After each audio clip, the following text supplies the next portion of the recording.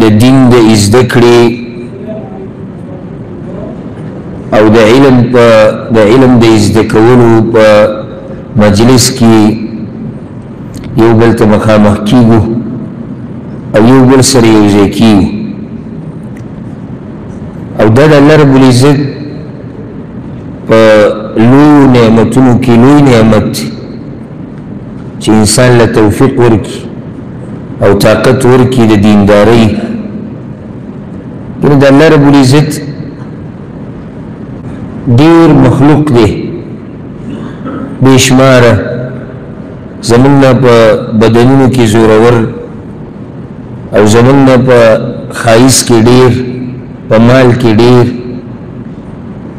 او په هغې کې الله رب العزت موږ له توفیق راکړي او موږ چاڼ کې د دې دپاره چې موږ د هغه د دین زده کړو او دې ته زنګونان مات کړو نو دا د الله رحم او کرم دی او ډېر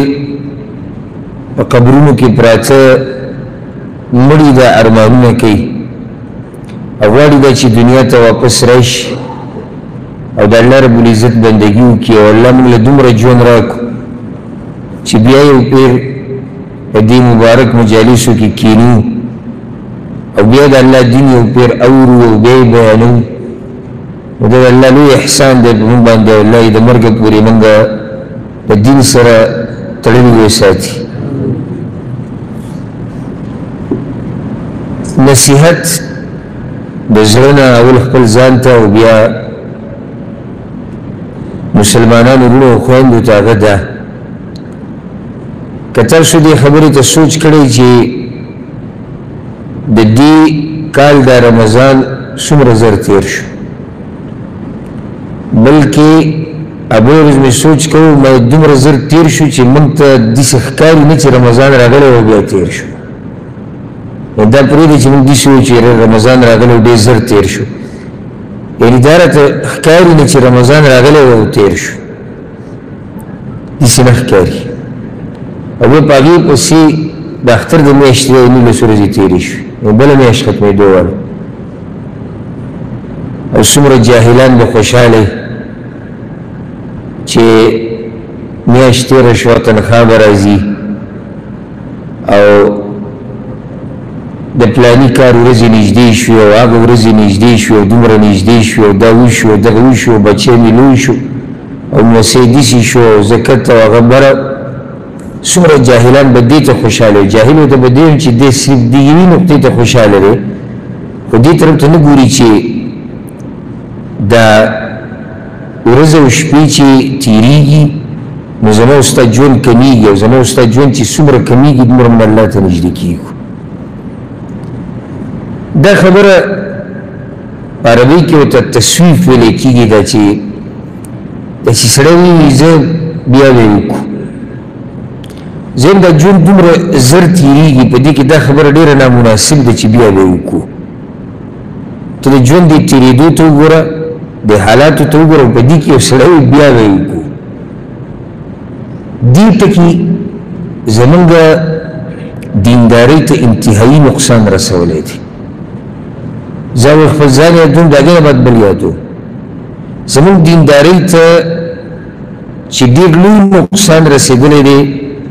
یو څو خبرو د لاسه یوه خبره به کې هغه دا ده سبا بل سبا چې موږ کوو امام بخاري رحمه الله باره کې راځي چې هغه به کله اراده وکړه د ویده کېدو نو د هغه په ذهن کې به یو فایده د علم راغله دغه کټ کې به پروت و طلایي کې به پروت و خبره به یې ذهن ته راغله هغه داسې خلک وو د هغوی دا ټول وخت د الله سره وو که به ویده کېدو که به پاڅېدو که تجارت به وو که بچو سره به خو د هغوی به دین ته توجه وه نو کله نا کله به د هغه ذهن ته یو فایده راغله کټ کې به پروت اورېدو سوچ به یې کوو نو ډایرکټ به پاڅېدو او ډیوه به بله کړه خبره به یې ولیکله او دا د هغه طریقه وه په شپه کې به څه د پاسه 10 ځله به هغه پاڅېدو او دا فایده به یې لیکله بیا به ویده کېدو دا به یعنې دومره وخت به ورنه ورکړو چې سهار منځه نه باید ولیکي زما د خبرو بیانولو مقصد دا و پته چې تاسو پرې ورسېدی او که نه یعنې دا د الله بنده ساجیبه د الله بنده دی چې دومره ټیم ته نه پرېږدي چې سهار مانځه نه بعد یې ولیکي سهار مانځه نه بعد یعنې خبره ډېره اوږده نه ده میاشت نه یادوي هفته نه یادوي پوره ورځ نه یادوي پوره شپه نه یادوي دا نه وي چې کله سپین ږیری شمه یا کله مسافري ختمه شي یا بچی وشي یا دا وشي یا دغه وشي هغه دا خبرې نه دي کړي یعنې ته د شپې کټ کې پروت خو یو څو ګنټې دي سهار کېږي که څه پته لګي سهار ډېره پانه شي دا خبره به یې زر ولیکله او امام ابن الجوزي رحمه الله یو کتاب لیکلی دی چې هغې کې هغه دا خواطر را جمع کړي خواطر د ذهن ته چې اچانک څه فایده راشي علمي فایده هغه په خپله دا خبره ذکر کړې ده وایي زما په دې ذهن کې به ډېرې خبرې راتلې لکه زه به کله په یو مجلس کې ناست وم که نه هسې کله کله داسې کېږي سړی د ملګرو سره ناست مجلس کې د خبرو درمیان د خبرو په منځ کې د ذهن ته یو مسله راشي نوي مسله کله سړی په لار روان وي مسله ذهن ته راشي کله سړی ګاډي کې ناست ذهن ته مسله راشي دا خلکو خبره کوم چې دین سره تعلق یې تړي لکه یو سړی ماته وایي زما ذهن ته خو نه راځي نو زه د هغه سړي خبره نه کوم چې هغه د دین نه لرې دی چا چې دین سره تعلق یې بیا خصوصا د زده کولو کوشش کوي هغه ذهن ته کله داسې مسلې راشي نو هغوی ما به دا وایي چې زه به بیا ولیکم ته وګوره دا خو ناشنا فایده ده زه صحیح ده بیا به ولیکم او په دې طریقې سره زما نه ډېرې فایدې د علم چې دی هغه ګډوډې شوې او ما نه یورې شوې بیا د سړي ذهن ته نه راځي هغه خبره نو بیا یو کتاب یې ولیکو او په هغه کتاب کې ټولې هغه خبرې را جمع کړي کوم چې به د هغه ذهن ته راتلې یعنې دې ته به نه پرېښودي چې وروسته به ولیکو په هغه ټیم به یې لیکل کول زموږ د ژوند څه پته لګي بیا د هغوی وختونه خو برکتي وو خو الله ته نږدې خلک وو زموږ د دې وخت نه برکت ختم شوی دی او حدیث کې رسول صلی الله علیه وسلم د قیامت په نښو کې یو نښه دا ذکر کړی دی چې د وخت نه برکت ختم شي د وخت نه برکت ختمېده داسې نه وي چې وخت نه برکت ختم شي وختونه به نږدې شي کال به میاشت شي او میاشت به هفته شي او هفته به ورځ شي د دې څه مطلب دی نو بعضو علماو خو دا ویلي دي چې بلکل به دا وختونه لنډ شي مطلب دا دی او بعضو علماو د دې وضاحت داسې کړی دی وایي مطلب دا دی چې برکت به ترې ختم شي نو برکت ختمېده دی چې یعنې کال کې چې کم کار کېدی شي هغه به ته نه شي کولی په هفته کې چې کم کار کېدی شي هغه ته یو کال ته واړی د یو کال کار د هغه 5 کالو ته واوړي د ورځې کار دی هغې کې میاشتې ولګي دې ته وایي د وخت نه برکت ختمېده او که ما ورته سوچ وکړو د خپل ژوند ته که نه سهار مې ورته راپاڅېدلي سهار مې ورته راپاڅېدلي بعد بیا ویده کېږو صرف چې نن لاړې که نه دې طلایي ته نو سوچ به وکړي ته چې سهار راپاڅېدلی اوسه پورې تا څه کړي دي تا ته پته ولګي چې ستا په روح کې څومره برکت دی او څومره پکې بې برکتي ده د سهار چې ته راپاڅېدلی اوسه پورې تا څه کړي دي لازم نه دی چې سړی وایي چې دا خو ما دینداري لازم ته ته دیندارۍ خبره نه کوم دیندارۍ ته به کیم وګوره او دنیوي کارونو ته به کیم وګوره دنیوي دې څومره کړي دي زمونږ د دې وختونو نه برکت ختم شوی دی نو چې موږ پکې سبا بل سبا شروع کړو امیدونه ساتو او د اوږده اوږده امیدونه دا د شیطان یو دوکه دی چې موږ یې پکې اچولي او سورة النساء کې دا خبره الله رب العزت ذکر کړې ده چې شیطان دا خبره کړې ده ولأمنینهم زه به دوی ته امیدونه پیدا کوم او زه به دوی په ارمانونو کې ور واچوم چې بس امید دی امید دی امید دی امید دی زموږ د امیدونه ختمېږي نه خطرناکه دروازه چې شیطان پرې یو انسان له دوکه ورکوي هغه طول الامل اوږده امیدونه یو سړی ما ته دا ویلی شي چې د امید نه بغیر خو ژوند نه تېرېږي دا صحیح خبره لازم چې دنیا کې ژوند تېرې ستا به څه نه څه امیدونه خو لن امیدونه ساته لن امیدونه ساته ته د امیدونه څوک نه منع کوي خو تا چې کومه سلسله د امیدونو لګولې ده دومره اوږده چې دیندارۍ ته پکې وخت نه میلېږي چې څوک درته دینداري وي ته ډایرکټ وایي سبا او بل څه ده یعنې امید لا شتي سبا او بل څه ده او ځکه امام حسن بصري رحمه الله نه دا خبره نقل ده ما اطال عبد الامل الا اساء العمل چې یو بنده امیدونه ډېر اوږده کړي دي نو عمل ترې ګډوډ شوی دی او د بعضو سلفو نه دا خبره نقل ده ډېره فایدهمنه ده وی څلور خبرې د انسان د بدبختۍ نښه ده څلور خبرې چې په چا کې دا د انسان د بدبختۍ علامات یو نښه ده یو ده جمود العین جمود العین یعنی د سترګو کلکوالی داسې چې د هغې نه اوښکې نه ځي نو جمود العین دا د بدبختۍ نښه ده او په موږ کې څومره دی چې د هغوی د سترګو نه اوښکې ډېرو خوشونه دي تلي دویمه دا خبره وقسوة القلب او د زړه سختوالی او دریمه طول الامل اوږده امیدونه سبا او بل سبا سبا او بل سبا کال بعد دو کاله بعد لس کاله بعد او څلورمه ذکر کړې ده الحرص على الدنیا د دنیا ډېر حرص کول چې دا څلور نښې په چا کېږي که نه دا د بدبختۍ علامات دي څلور نښې کومې ذکر شو سترګو نه اوښکې نه تلل سخت زړه اوږده امیدونه حرص د دنیا دا څلور خبرې چې به چا کېږي که نه نو دا د ده د بدبختۍ نښې دي ګوره څو پیرې ما ورته ویلي سبا به توبه وباسو ما ورته دا خبره کړې څو پیرې په دې خبره کې چې زه به کال به کلونه پکې تېر شو ما ورته لا صحیح توبه نه ده ویستې کلونه پکې تېر شو کلونه د اوسه پورې هغه انسان هغه چې وایي زه به سبا توبه وباسم هغه اوس هم په ګناهونو کې لګیا دی چې وایي زه به سبا توبه وباسم چې کله سبا راشي که نه هغه سبا هم د نن پیشاني سبا به زه دینداري شروع کوم سبا هم د نن پیشاني سبا به زه الله ته واپس کېږم سبا هم د نن پیشاني او دا حقیقت دی موږ په خپله څو څو پیرې ویلي سبا نه به زه دا کار شروع کوم سبا نه به زه دا کار شروع کوم په هغې کې کلونه تېر شو موږ بیا هم په اقتضو حال باندې یو یعنې عجیبه سبا دی زموږ دا چې دا راځي نه دا هغه امیدونه دي او پته نشته چې څو پورې به موږ دا خبره کوو چې سبا او سبا سبا او سبا سبا او سبا او ما نه څوک دا یقیني خبر را کولی شي چې سبا راشي ته په دنیا کې زه دا که یو سړی دا وایي چې دا شته خو په ما باندې ډېرې ورځې راغلي داسې به دا سبا هم راشي هېڅ پته نه لګېدي چې سبا په تا باندې را هم نه شي ډېرو دا خبره کړې ده چې سبا به په ما باندې راشي او سبا هغوی په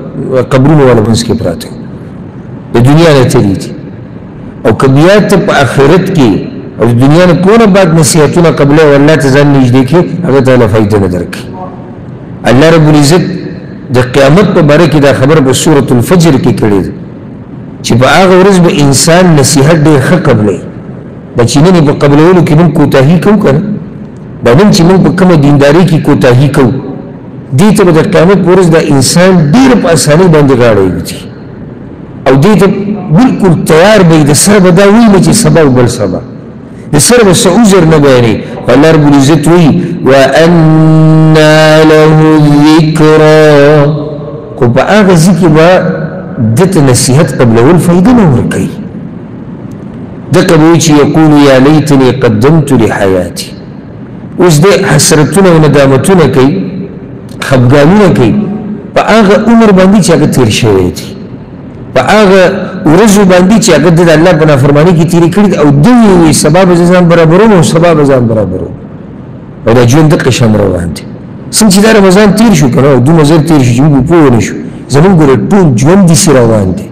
خو دې رمضان ته زموږ توجه په دې نظر چې موږ پکې روجې نیسو هلته دا روجې سره شماري یوه تېره شوه او دوه لاړې او درې لاړې او اختر جو را روان دی او اخرنۍ لس شو د لیلة القدر شپه موږ یې شمارو ځکه ورته موږ توجه دی چې دا ډېر زر تېرې شو موږ ګوره زموږ ژوند روان دقه شان دی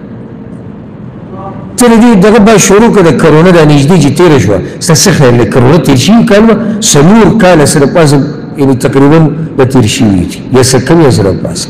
4 کاله دې ته به تاسو سوچ نه کړی کرونا چې ختمه شوې ده 4 کاله شوي دي ها 4 کاله او دا د پرونۍ حادثه ښکاري بلکل داسې ښکاري لکه دا چې پرونۍ واقعه ده پرون دا خبرونه چیرې دي چیرې دومره خلک کرونا کې مړه شو دومره دیسي شو هلته کرفیو لګېدلې ده او دلته دا شو دا شو نن پکې 4 کاله تېر شوي زموږ ټول ژوند دقه شان روان دي موږ ځان په زور غافله کړی ده موږ بیا هم په دې سوچ کې پراته یو چې سبا او سبا پرېږدئ دا سبا او بل سبا او پرېږدئ دا پړي د سبا او د بل سبا ویشته وي دا پړي څه چې کې نن یې وکړه نن دا زمونږ ورځ ده نن زمونږ وخت دی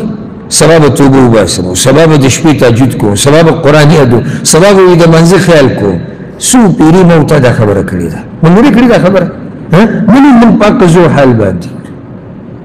من پاک زو حال د چا سره دا خبره یقیني او ګرنټي شتي چې یو ورځ به د حال بدل شي د مرګ د راتلو نه مخکې هیڅ سره دا ګرنټي نشته ځکه چې موږ ته دا پته نشته موږ ته دا پته نشته چې مرګ کله را روان دی او ځکه بعضو سلفو به دا خبره کوله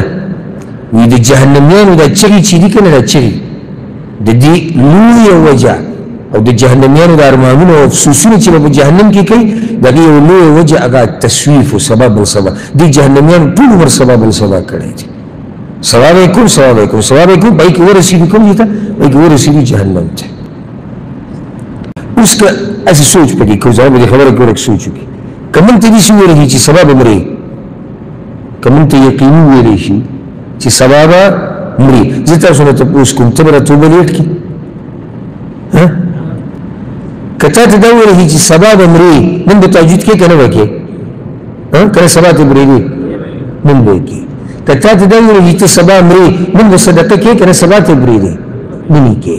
که تا ته وویلی چې سبا مرې نن به دا علم یې زده کې که تا ته وویلی سبا مرې نن به الله رب العزت ته وجاړي او دا تندی به ورته کېږي ډېر وخت په دې ځمکه باندې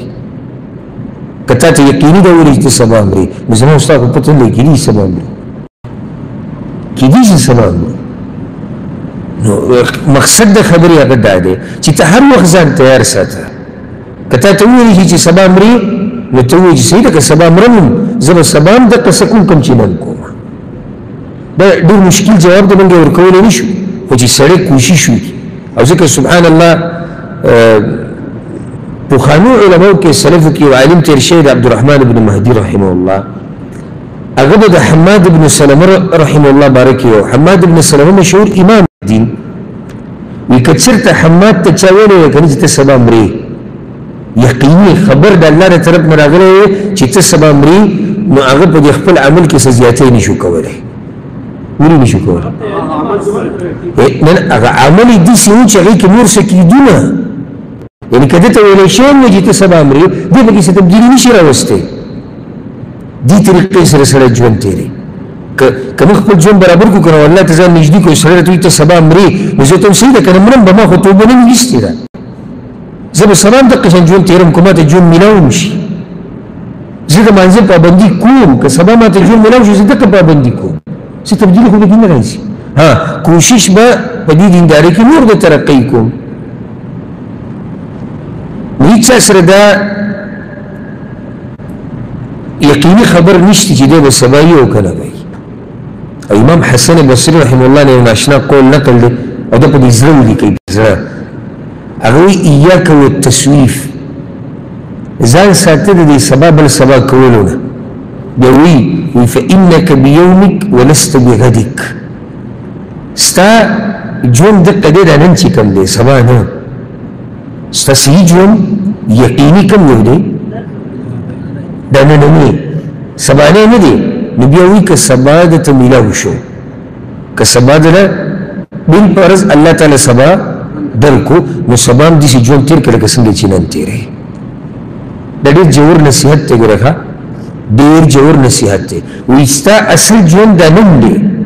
سبا ستا ژوند نه دی او که سبا دله بالفرض الله درکو نو سبا هم داسې اوسه لکه څنګه چې نن وي او وایي که سبا یې دله در نه کو که سبا دله الله در نه کو نو په نن پسې به ارمانونه نه کوې که سبا دله الله در نه کو پوه شو دې خبره کوم ولې پسې ارمان نه کوې لکه چې ته عمل کړی دی که سبا دله الله در نه کو نو ته به په نن پسې ارمان نه کوې په پرونۍ ورځې پسې او که الله دله سبا در نه کو نن دې تباه کو څه پاتې شو مو تاسو نو موږ سړي شو پاتې نشو د سبا ته موږ ډډه لګولې چې سبا به راځي او سبا رانغی موږ د دنیا نه لاړو او نن ورځ ما په دې تبا کړ چې سبا راځي او سبا رانغی نو موږ ته مکمل تاوان او بعض علماء کرامو د مصوف انسان یو مثال ورکړی د سبا بل سبا چې ډېر ښکلی مثال دی په توجه سره واورئ وی د دې مثال داسې دی چې د ده ضرورت دی چې ضرورت ته یې ونې ته چې هغه پرېږدي وی سړي ضرورت را پېښ شو دې ته چې یو ونه ده هغه پرېږدي د ویښ نه وباسي کله چې دی د ونې نه ورغی هغه ونه ډېره مضبوطه وه هغه ونه مضبوطه وه لکه یو سړی اراده کوي زه دینداري کوم خو چې دی د دیندارۍ ته کله نږدې کېږي که نه شیطان یې ورته نه پرېږدي دا خو ډېره ګرانه ده او دا به څنګه کېږي او دا به څه کېږي دغه شان دې سړي ته دا ونه ویسته او پرې کول دا ورته ډېر ګران شو نو داسې کار به وکړو بل کال نه ورپسې بیا راشه ونه به دې ده ونه چېرته تلې ده تښتي ونه تښتي ونه که نه لکه څنګه چې بعض وایي دین چېرته تښتي ونه دین خو موږ ته ډډه لګولې ده موږ به په خپلو مرضۍ مطابق به چې کله چروت برابرو بیا موږ دین له ورځو له دین څخه تښتي خو نه دا سړی وایي وی دا ونه خو اصل په دې ځي ولاړه ده اوس پې زما وس نه رسي پرېږدو بل کال ته بل کال نه چې دی راغی نو د دې ته سوچ نه و کړی چې څومره په دې ونه باندې وخت تېرېږي نو دا ښه مضبوطېږي څومره چې په دې ونه باندې وخت تېرېږي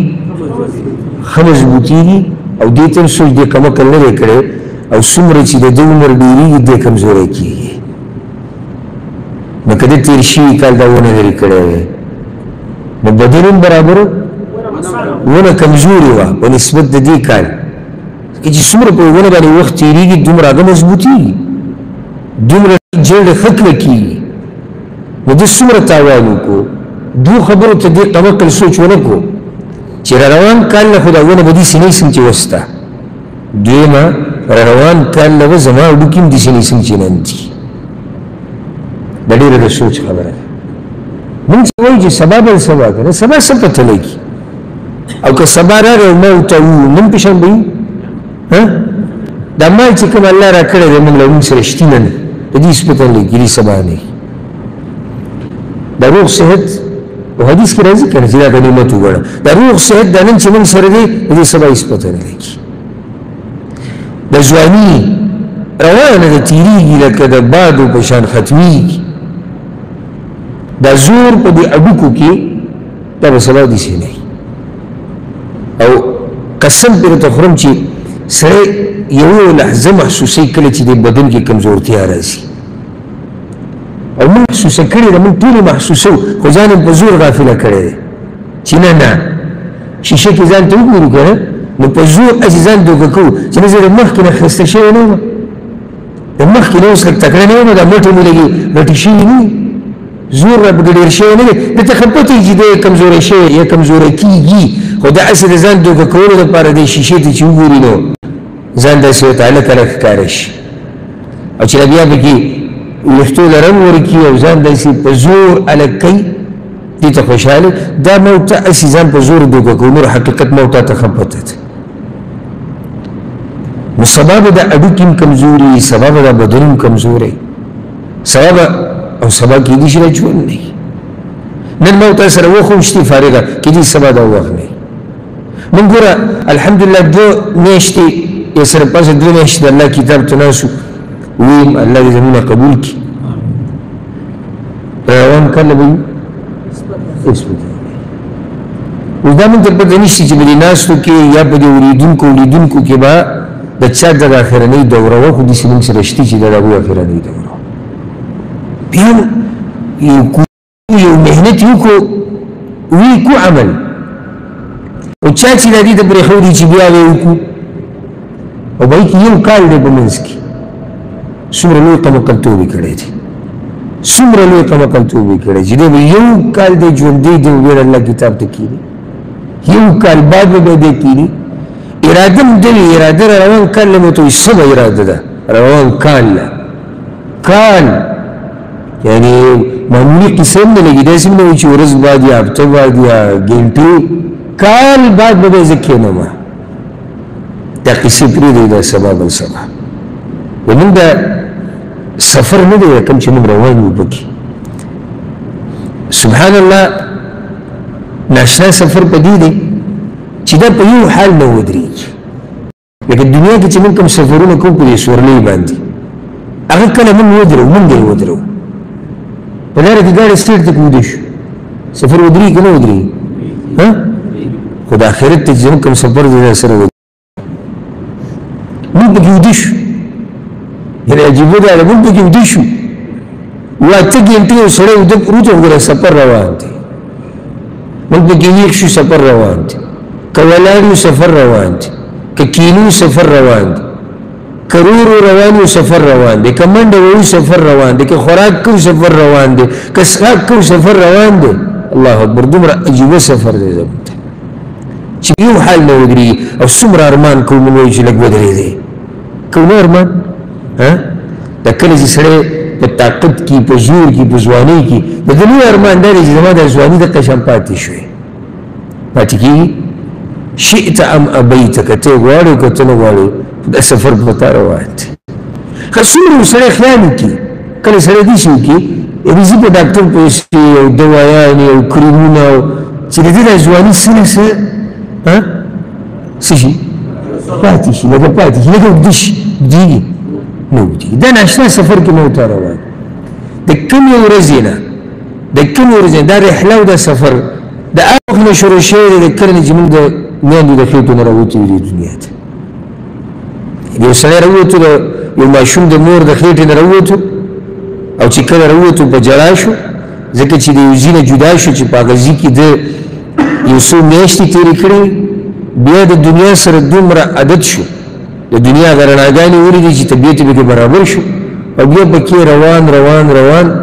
تر دې چې اچانک به دغسې د الله له طرف نه ملایکې راغلل د سفر هغه په دې ځای ختم شو دنیا کې چې د کوم سفر هغه دلته ختم شو نو که چېرته د ده سفر په دې ختم شي چې الله د نه راضي شوی بیا خو ګټلې او څه به ګټلې ده چې وما عند الله خیر وابقى للذین آمنوا الله وایي د الله سره چې څه دي هغه غوره دي د مؤمنانو لپاره او د وګټل هغه څه چې هغه څه دي هغه غوره دي دنیا دقه شان روانه ده که راحت ده او که سخته ده او موږ نږدې ورځو کې تفسیر کې په سورة الانشقاق کې ویلو یا ایها الانسان انک کادح الى ربک کدحا فملاقیه ای انسانه ته په یو محنت او کوشش کې لګیا روان د الله طرف ته او ملاقات به د الله سره کېږي موږ ټول په هر سړی په یو کوشش او محنت کې لګیا دی اگر که کوششونه د ټول یو شان نه دي دا په سورة اللیل کې الله رب العزت دا خبره ذکر کړې ان سعیکم لشتى الله وایي ستاسو ټول محنتونه جدا دي ټول محنتونه یو شان نه دي د چا منډه ټوله دنیا لپاره د چا منډه د الله لپاره یو شان دي دا محنت دین کوي محنت دین کوي الله وایي محنتونه ستاسو جدا دي سختې تېرول ستاسو جدا دي خو هر یو انسان الغرض په یو څه کې لګیا دی انک کادح الى ربک کدحا واجب ده فملاقی او بیا د رب سره ملاقات کیږي ټول په ژوند په دې مراحلو کې تېرېږو کله خاندو کله جاړو کله خوشحالي کله غم کله غریبي کله مالداري کله روغ صحت کله بیماري کله څه کله څه او زموږ دغه سفر ورسره ودرېږي نه هغه روان دي او دا ورځې چې تېرېږي اخره کې هغه څه مخې ته راشي چې رب العزت ورته مصیبت ویلی دی فاصابتکم مصیبة الموت الله دې مرګ ته مصیبت ویلی دی او دا به څنګه مصیبت نه وي چې هغه د دنیا د لذتونه ټول ختموي او دا به څنګه مصیبت نه وي چې انسان پرېږدي د خپلوانو نه د مال نه د بچو نه د هر څه نه ختم کړي دغه مصیبت په موږ ټولو باندې را روان دي کله را روان دي الله اعلم مقصد د خبرې زما دا دی چې دا ورځې چې موږ تېرېږي په موږ باندې که نه دا شپې دې موږ په زور روان کړي وګوره که ته روانېږي او که نه روانېږي خو ته یې روان کړی بوځي سره دقه مصیبت ته دې مخامخ کوي موت دقه مصیبت ته مخامخ کوي دا ټوله قصه دغې له روانه ده ځکه چې دا مصیبت کله په موږ باندې راشي دا مرګ دا مصیبت د دې نه بعد بیا زما او ستا اصل ژوند شروع کېدو والا دي او په دې دنیا کې چې دا څه دي او دا څه مخلوقات چې موږ یې دا الله رب العزت پیدا کړي دي دپاره دي چې بیا په هغه ورځ پته ولګي چې کله دا مصیبت راشي چا ګټلې ده او چا بېللې ده او په یو ځای کې ته هم خلاصۍ نشتې څنګه چې زموږ په دې سفر کې ما تاسو ته ووایي چې ودرېده نه شي کېدی کېدی شي ودرېده دغه شان د سفر ختمېدم زما او ستا په لاس کې نه دي نو څومره کمزوری ته انسان څومره کمزوری ته او خبرې ما او تاسو څومره ګټې کوو او زموږ دې کمزورتیا ته وګوره یعنې نه د خپل سفر ودرولی شو نه د سفر هغه انتها زما او ستا په لاس کې ده نو ما او تا سره دي څه زما او ستا سره صرف یوه خبره ده چې هر وخت ځان دې ته تیار ساتو چې الله سره ملاقات وکړو الله زموږ نه راشي دغه یو څه زموږ په لاس کې دي چې نه سفر زما او ستا لاس کې شو نه سفر ختمېده الله رب العزت قرآن کې أينما تكونوا يدرككم الموت هر ځکه چې تاسو یې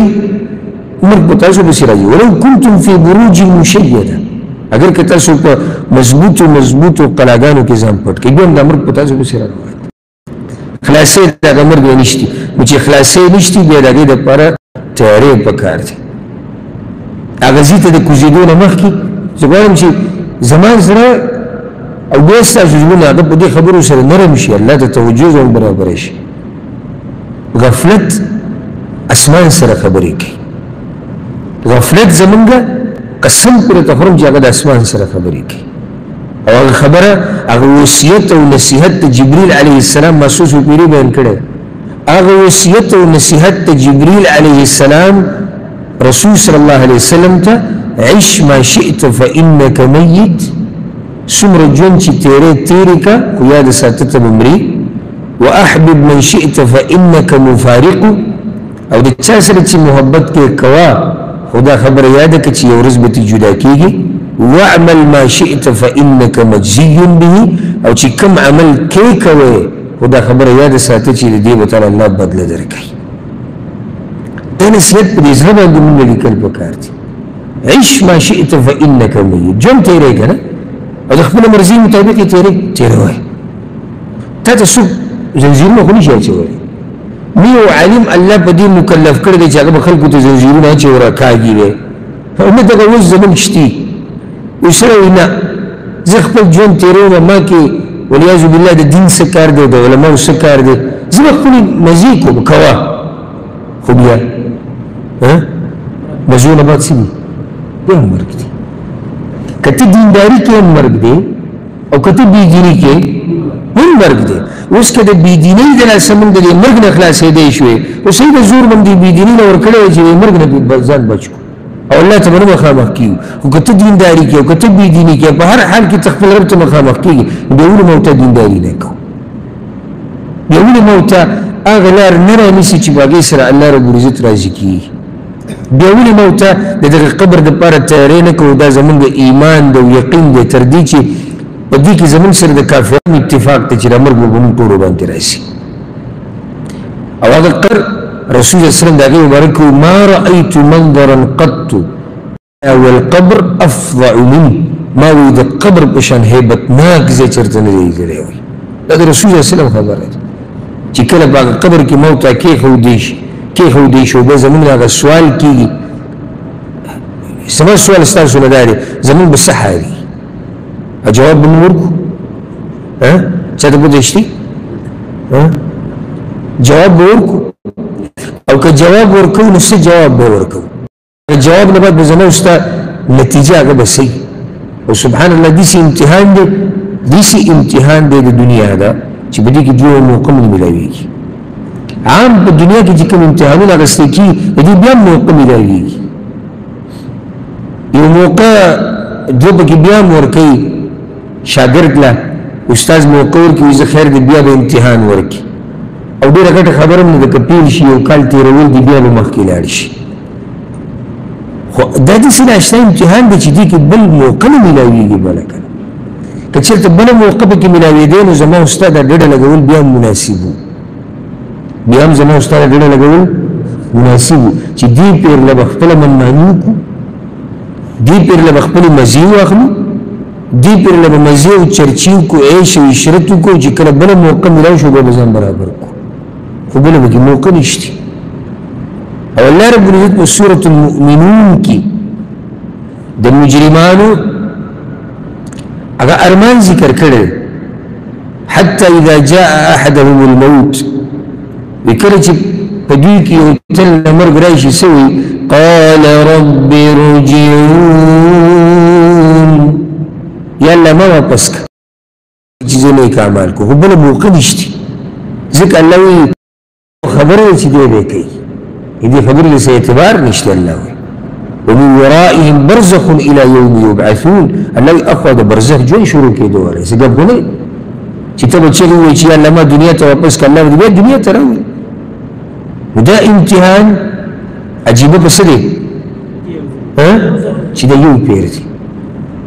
بیا پا دی که بلا موقع نمیلاویگی زمان تا شطور تا دا نصیحت تی چی کل دا حالات پا موتا بندرائشی موتا تیار یو دیتا انگتا تی اسره دا ہوئی زیتا نسوالو کا تو فی الحال تیاری اللہ تا مخامخ کی دوتا نکل بتیاری ہوئی کال بعد برابر شو یا دو کال بعد یا لس کال بعد کہ سڑے جاؤ لس کال بعد وما لگڑی رو گزارے کری لس کال بعد وما اتاوی کال بعد وما اتاوی زمان اسنا کو دے سبا پتن سہر منزل بگوار پاسو کنے دے پتن لگی اور حدیث تا سنے دے اوڑے کرے چکل رسول صلی اللہ علیہ وسلم عبداللہ بن عمر توی کن فی الدنیا کانک غریب و عبداللہ پدی اگوی والا ناس کے خود دا خبر ہوتو کرے عبداللہ دنیا کی دیسی جون تیرا ولکا ناشنا یا مسافر نبیاب عبداللہ بن عمر خلقو تدا نصیحت کا چه دا جون غنیمتو گڑے چه سحر شی دمانے نما خام انتظار مکوی چه ما خام شنو دا سحر انتظار مکوی من خود سحر نا من خود کلونو انتظار دے وسو کسی دا وسرے بما توی جی تسادہ سڑے دا سحر انتظار مکوی سحر خدا دے سحر خدا دے تبی جلاسی وسرے لگی دکی دیش سحر خدا دے خبر دا کلونو کو زمون خو کلونو تا سوچ دی نو دا جون دیر تیز روان دی دیر تیز روان دی دا قیامت اگر نخیلی جی رختار شوید که خپل خیر خواهی که غواړی چې د آخرت د تاوانونو نظام بچ کړي نو د نن نه د اوس نه دینداري شروع کړي الله ته واپس شي او هسې ګپ مه لګوئ زه به تر زړه نه دا خبره وکړم هسې ګپ مه لګوئ ځان مه غولوه کله کله موږ ځان دوکه کوو او دې ته سوچ نه کوو چې زه ځان تباه کوم لکه کله یې سړی ځان ته ووایي که نه که دا دینداري کول غواړي ضمیر یې ملامته کړي عالم یې ملامته کړي مشری کی دی شي ملامت کیو کی دی شي ملګری ملامت کی ندی ځان سره دا وی چې نه حدیث کې خدا راغلی دی چې کله دی شو کې به دی شو کې به دی شو کې به الله بخي او دا قرآن کې دی سره راغلی چې الله دی شو کې نبی بندے دی شو کې نو الله دی شي کې الله دی بخي او الله غفور الله رحیم دا کله من ځان سره اصلي دی ځان تبا کو او په دې نه پوهیږي چې من ځان تبا کو نو ابتدایم چې هغه دینداري چې مسخري نه وي صرف دا نه چې درس ټیم کې ته دیندار یې د عالم او د شیخ په مخ کې سبحان الله لا اله الا الله نه دینداري ګوره دیندار چا ته ویل کېږي چې د ده ظاهر او باطن یو شی نه دیندار نن تعریف دیندار ده د ده ظاهر او باطن یو شی دی چې په تورو تیاره کې یوازې که نه او که دی په سوولو خلکو په منځ کې پرېږدي د دینداري دا نه بدلېږي دا دینداری پکار ده دا کده غریب او کده مالدار زمون د بازو د ډیره ناشنا دینداری ده کله دې څه کار مار ولګي کنه پیسې میسي او سره باندې چورته کې دینداری کوي کله حالات لګر وډ شي چې وی ګوري بل ورو او دیني به سیم پروت یا چې غریب دی دیندار او چې لګ مال وسره خوا کې جیب کې راشي بیا ریوس ګور ولګي د دین نه واپس شي یا کوم رب چې سره احسانات کړی دا نه واپس شي دا دی دیندار سړی نه خنده دی سړی ته دیندار نه وایم ولې ته دیندار نه ځکه چې د الله عبادت په تاسو پورې تړلې کدي سوا نو د خپل رب بندگی کوم تیار نه وته کدي سينو نه ګورې ته تیار نه دا د کوم دینداري ما یعنی زه به د الله رب العزت بندګي کوم که زه مالدار یم، زه به د الله بندګي کوم که زه غریب یم، که الله بچي راکړي خو ډېره ښه ده، که الله کاروبار راکړي خو ډېر ښه دی، که تنخواه مې ټیټ وي بیا خو ډېره ښه ده. داسې دینداري ده. بعض وایي دینداري، بعض به دله دا وایي دا ملکونه د پیسو د ګټلو دي، دا د کاروبار دینداري خلک ملک کې کوي. پته وي چې ته په عقل باندې څه چل شوی دی چې دې ته خو د ماشوم سوچي چې هغه رب چا چې موږ پیدا کړي د بندګۍ دپاره یو، اوس به موږ د هغه په بندګۍ کې دا شرط تړو که چېرته موږ فلاني ملک یو بیا به بندګي کوو. او الله وی وما خلقت الجن والانس الا ليعبدون، ما نه دي پیدا کړي انسانان او پیریان مگر د خپل عبادت لپاره. او یار د عبادت لپاره کله شرط مالداري تړي، کله شرط روغ صحت تړي، کله شرط خپل ملک تړي، کله د بچو تړي، کله د ځوانۍ د بوډاوالي تړي. دا څه شي دینداري ده؟ دینداري دا ده چې په هر حال کې د الله عبادت او دین له قیمتي وخت ورکوي. او هغه داسې ما څو پورې تاسو ته ویلي بیا یې درته ویم د دین دپاره وخت به ثابتي، د دنیا هغه به ګډوډ کېږي. دلته خو اورېدو کې ډېر اسانه ده، خو که چېرته معمولي کړي به ورته پته وایي دا ډېر ګران کار دی. د دین دپاره به وخت ثابتي، دنیا هغه به مخکې وروستو کېږي.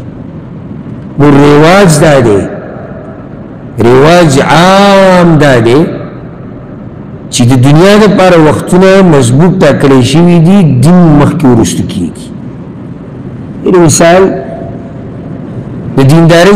یو ګینټه په ورځ کې راغلی، 2 ګینټې، خو ملګری راغی دین سے تختی خو نه بلې ورځې ته شو کیسه، یا کار یا پیسې یا بچو وي څه مطالبه وکړو د هغوی سره مصروفه کېدل پکې وو، دینداري لاړه راغله. ده ته اوس دا ووایي چې ستا چې د دنیا دا کم ټیم دی په دې کې به اخ دې خو ونه شي، نه دې کې در سره اخ دې خو ونه کوي. تا ته پته شته چې دا وخت زما داسې دی چې کله موږ د قصه الټه کړه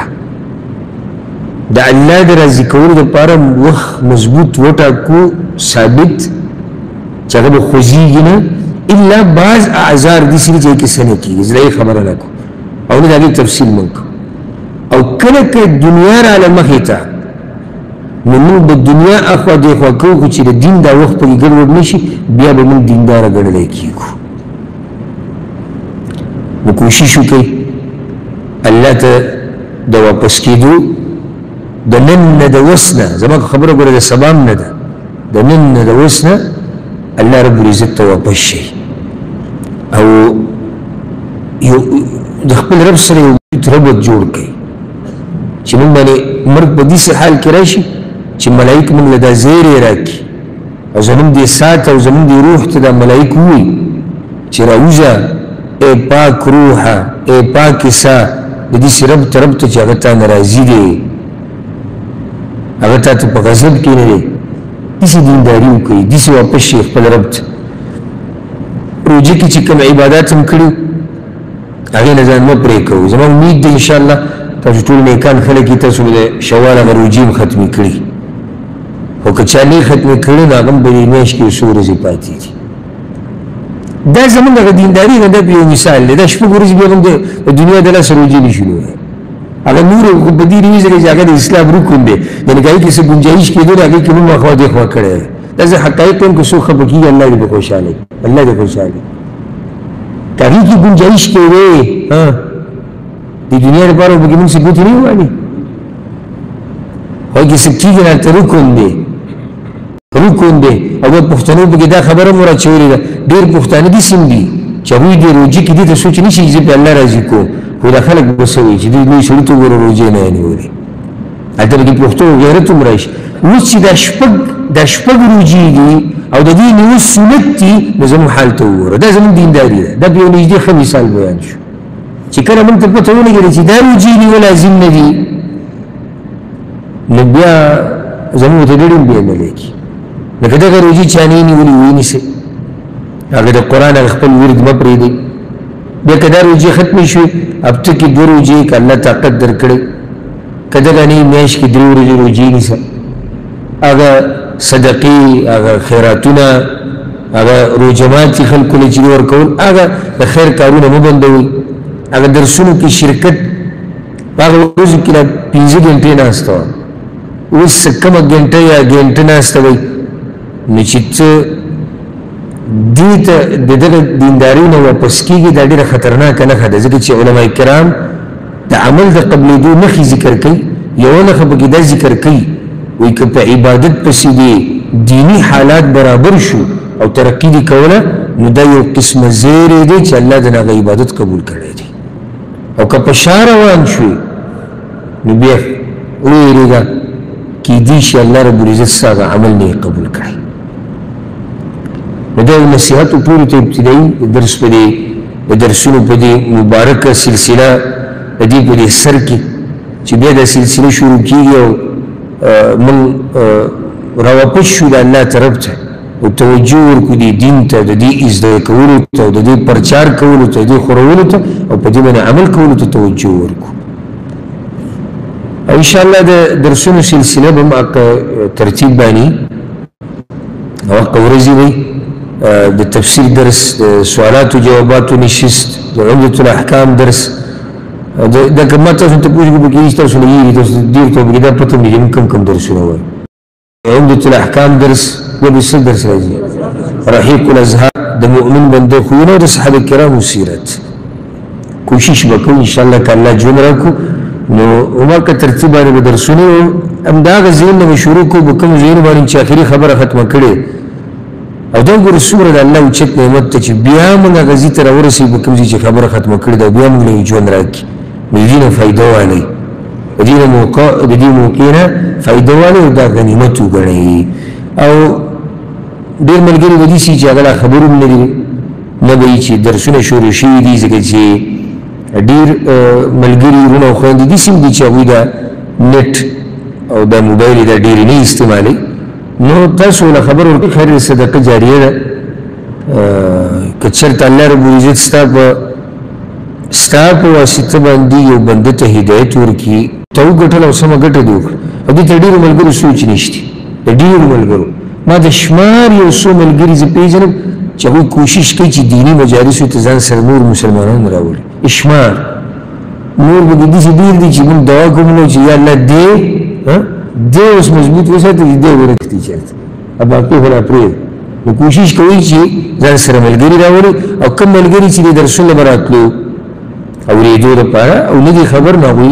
هغوی له خبر ورکړي الله رب العزت موږ له توفیق راکړي د دیندارۍ او الله رب العزت موږ له توفیق راکړي په داسې مجالسو کې د ناستې هذا والله اعلم وصلى الله وسلم على نبينا محمد